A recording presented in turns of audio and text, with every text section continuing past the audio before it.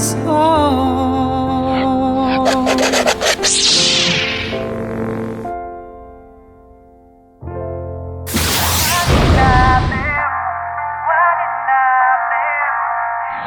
All of Jessica Leia's music that you hear on Me and My Song is available for purchase online. And now, please enjoy the show. So I was really regretting some shit. Aww. And that's why this month's song, Why Didn't I Then, was ever even born. I guess that's the funny and kind of paradoxical thing about life is you can't really fix the things that you've f***ed up on unless and until you f*** up on them in the first place. This month's song, Why Didn't I Then, was inspired by, yes, a failed relationship. But that failed relationship kicked up the dust of a lot of regrets I had felt up to that point in my life. Regrets that usually sound something like, maybe I probably could have handled that a little bit better. Maybe. Of course, when you're amidst the flurry of events that you later end up regretting, and all of the frustrations and resentments and emotions are flying around chaotically inside the maelstrom of madness at gale wind force, it can get so chaotic that you don't even know what's happening. And it isn't until later when all the dust settles that you can see things a little more clearly. During the time in my life in which I wrote this song, Why Didn't I Then? Well, due to this failed relationship and also other circumstances in my life as such, I was seeking to better understand myself and what was going on in my brain. What? And I did. But interestingly enough, all of that seeking also helped me to understand what was going on with other people in their brains. Oh. Such that once I learned all of that other brain stuff, and I would look back on this failed relationship during those times of gale wind force, madness, maelstroms, where when all of those frustrations and resentments and emotions are flying everywhere, and I would find myself yelling at the other individual, saying, why do you always do this? You get stuck thinking all of this negative shit, and then you try to start fights with me about it all the time. Well, eventually I would learn, oh, that's because you have far too much activity going on in your anterior cingulate gyrus. Or I'd be like, where the hell is your drive? Why do you do nothing except sit around all day smoking pot? Oh, that's because your deep limbic system is in constant overdrive. Why do you never follow through on all of the crap that you say you will? And why are you always trying to start shit with me? Oh, well, that's just clearly because you have ADD. Now, none of these aforementioned behaviors are ones that I am in any way, shape, or form interested in tolerating from any partner. But it's interesting, like the lyric in this song says, how once it's all been said and done, you can clearly see,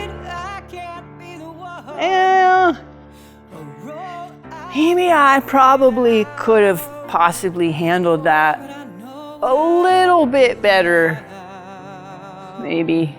Aww. In this particular failed relationship, I was well aware of the fact that the other party involved had, well, you know, some issues. So I would do things to try and help, but those things never really worked. I set up an entire week's worth of supplements for you with instructions. They will help you to feel better. Why have you not taken any? Oh, because having poor self-supervision is one of the symptoms of your broken brain. What the hell is going on here? There have been so many books that I've read over the years about health and wellness and the brain and brain function and neuropsychology, and they're all filled with these horror stories of people's lives being completely destroyed because of lack of awareness. Because people just don't know what's going on. For example, one of the stories from one of the books I've read that sticks out was of a guy who turned into an angry man. So much so that his wife left him. And it was like no amount of counseling could help this guy. He just had turned into a total monster. But then he hooked up with this nutritionist, and they discovered that he had incredibly high levels of mercury in his system. If I do recall, I think the guy was quite a lover of tuna fish. Yummy. Huh? Dangerous stuff, that tuna fish. Could you imagine that? Just by virtue of the fact that you're a tuna fish lover, you turn into a monster and you lose your wife and your kids. Huh? What the kind of matrix is this anyway? But you know, in this particular situation, he did a heavy metal detox and a lot of cleansing and probably stayed away from tuna fish for a while, if not forever. And he and his wife reconciled. And she was like, I felt like I got my husband back. Because she did. Because he had been gone. Or at least pushed to the back of his life while his poison self took to the forefront and had been operating for him.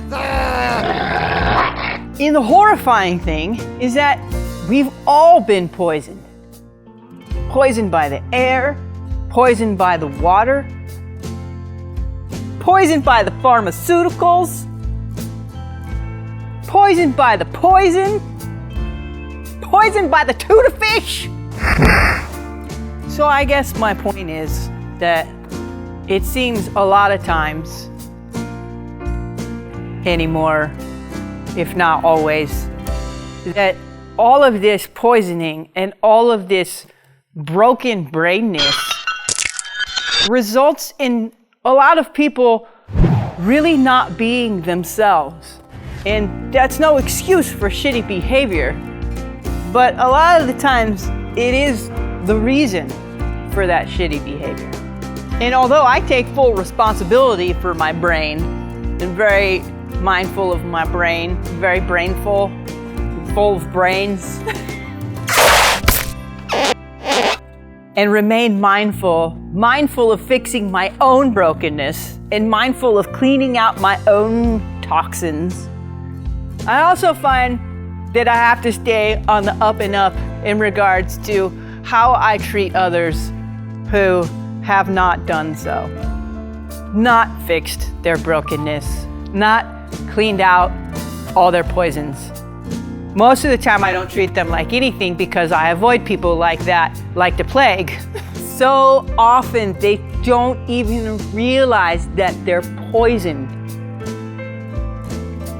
They just don't even know. And they don't even know how much that's changing who they are. And they don't know how much better things could get if they cleaned that poison out. In the lyric of this song, why didn't I then? I say, I know what I'd do now. But I know what I do now. And I don't mention what that is in the song, but I'll mention it here. I will surefire say it here. During any maelstroms of madness, amidst the flurry of events and frustrations and resentments and emotions that are flying everywhere, I would have done my darndest not to get so wrapped up in the moment. I would have done my best to stay clear about what the actual problem was and what the actual best approaches could be to actually solving it. I would have had more patience, and I would have had more compassion.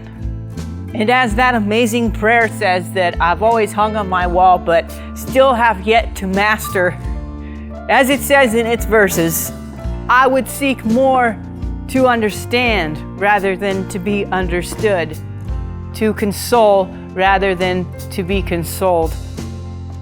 And I would seek more to love rather than to be loved. Of course, the trick is to be able to do all of that without being codependent as That's the trick right there. And without letting yourself get abused.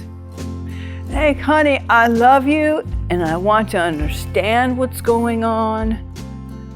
But I also have boundaries, so you need to back the up.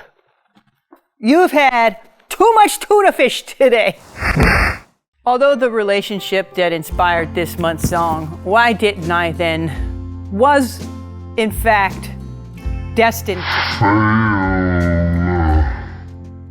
Hopeless, hapless, ill-fated, doomed. I mean, I went through all of my coulda, shoulda, woulda crap, and the universe was like, no, Jess, no. That was not gonna work. Just let it go, man. I still ultimately figured that, well, maybe I probably could have handled that a little bit better. Maybe. I could have done a much better job of failing at that relationship. When you're a performer and you make a mistake during a performance, you don't get a do-over. You were performing that song for those people at that time. All you can do is your best to regroup and take it from there as best you can. And you can take away with you the knowledge of exactly which chord change you totally f***ed up on. And you can practice the living shit out of that chord change so that when if you ever get a chance to perform that piece again, you will never f*** that chord change up ever again. That doesn't mean, of course, that you won't screw up on other parts of the song. However, if and when you do, you make a mental note of that screw up, you make the mental note and correct it as well.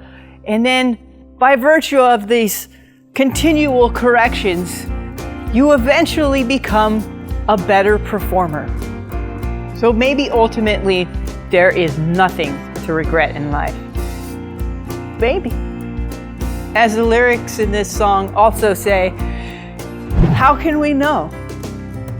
When we come in an empty slate to be written upon by the hands of fate, how can we know? If we don't f*** things up real good a few times first, so that we can eventually learn how to better not f*** things up. Perhaps one must ultimately allow regret to be the teacher that I believed it was designed to be. To allow all of the discomfort of all the sensations that regret invokes within us to catapult us into another state of being. A state of being which allows us to then move forward in life, taking the lessons that regret has taught with us, but leaving the actual regret itself behind. Maybe regret is just the package that some gift is wrapped inside of, and we just gotta tear that bitch open and pull out that present and throw away that wrapper, just like we do here in America at Christmas time. All that wrapping paper. Gonna fill the dumps with that shit. But that still doesn't mean that you shouldn't take some time wallowing in the misery of regret. What? It's just precisely what I did when I wrote this month's song. So please enjoy the raw reveal of Why Didn't I Then? Why didn't I then? Why didn't I then? Hey, I could have been everything. Why did If you get warm and fuzzy enjoying the work that I do here on Me and My Song, please go ahead and do all of the things that help independent artists like myself get our work out there. You know, like liking and subscribing, spreading the word, spreading the love, thumbs upping. Well, whatever you do, the most important thing in the whole wide world that I think you should do, no matter if it's out of style, out of range, or out of tune, you have got to, even when it's really, really hard to do, keep singing your song. me and my song?